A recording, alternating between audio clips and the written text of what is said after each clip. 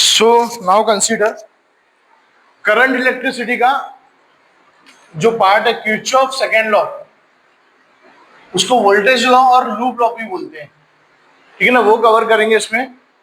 Statement क्या बोलता है? The algebraic sum of the potential difference. Potential difference stand for V is equal to I R. Ohm's law पढ़े थे हम लोग ने। तो पोटेंशियल डिफरेंस क्या रहता? V is equal to I R, यानी कि product of current and resistance, current and resistance. And the electromotive force यानी कि EMF in a close loop is zero. तो मैथमेटिकली क्या प्रूफ करना है अपन को? ये पोटेंशियल डिफरेंस यानी कि V is equal to I R, उसका एल्जेब्रिक सम यानी कि समेशन, एंड इलेक्ट्रोमोटिव फोर्स उसका समेशन एक लूप में, क्लोज लूप में क्या होता है? जीरो होता, ठीक है ना। अब साइन कन्वेंशन क्या है?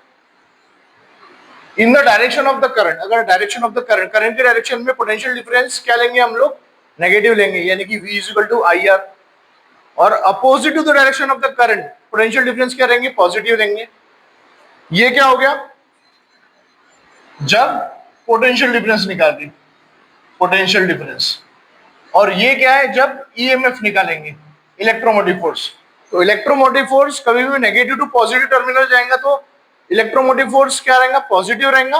और नेगेटिव टर्मिनल से अगर पॉजिटिव टर्मिनल से अगर नेगेटिव टर्मिनल जाएंगे तो इलेक्ट्रोमोटिव फोर्स क्या रहेगा? नेगेटिव रहेगा।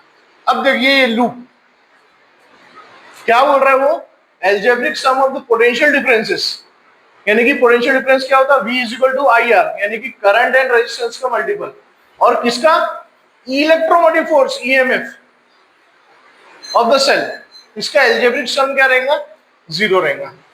अब ये दिया हुआ है A B C D F G, ये सर्किट है, इसमें दो लूप है, ठीक है ना। ये डायरेक्शन ये है इसकी।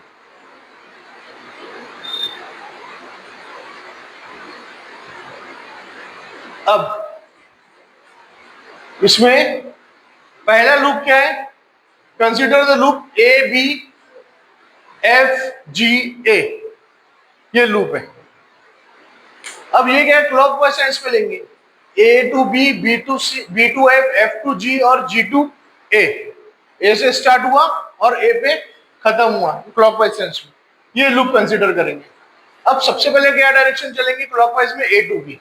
ए टू बी में पोटेंशियल डिफरेंस क्या हो जाएगा? Potential difference is nothing but the product of current and resistance. यहाँ पे करंट क्या है? I1 है, और रेजिस्टेंस क्या है?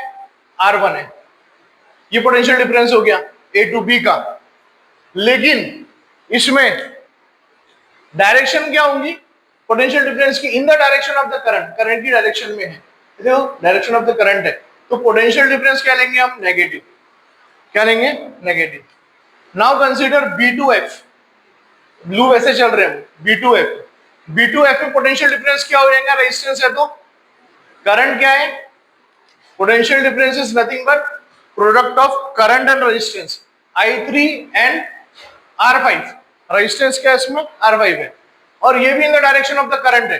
तो इन the direction of the current potential difference क्या रहती है? हम हमेशा नेगेटिव लेते हैं। अब कहां चलेंगे? F2G चलेंगे, F2G। यहां पे पोटेंशियल डिफरेंस क्या हो जाएगा? करंट क्या है? I1 है, और रेजिस्टेंस क्या है? R3 है।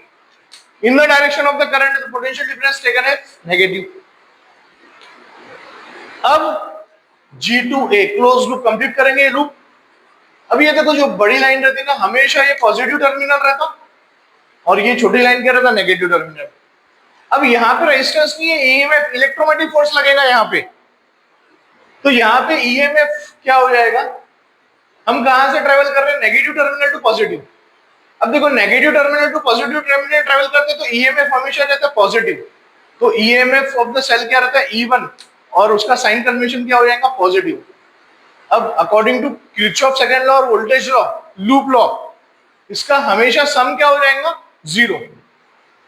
देयरफॉर हम लोग लिख सकते हैं E1 is equal to I1 R1, उधर शिफ्ट हो गया, plus I3 R5 plus I1 R3, ठीक है ना।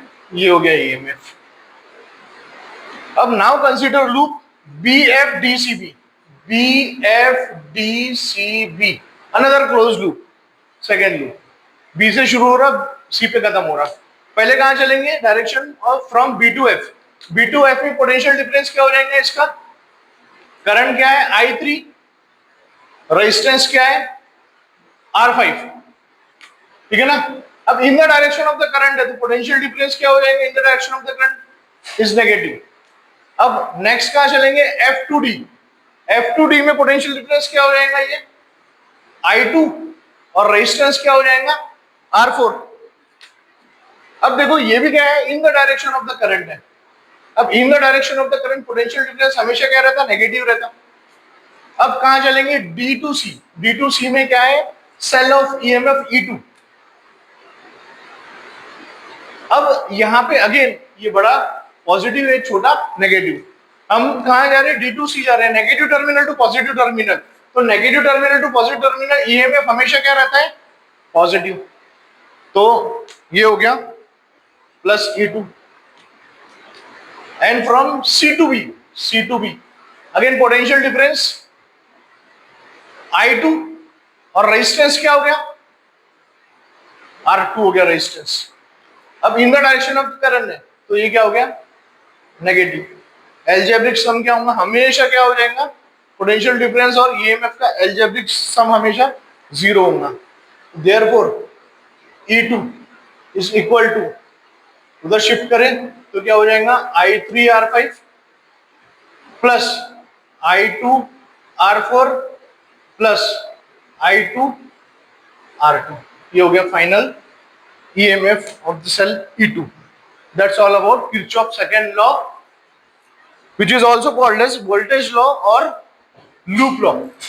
Very important topic of the chapter.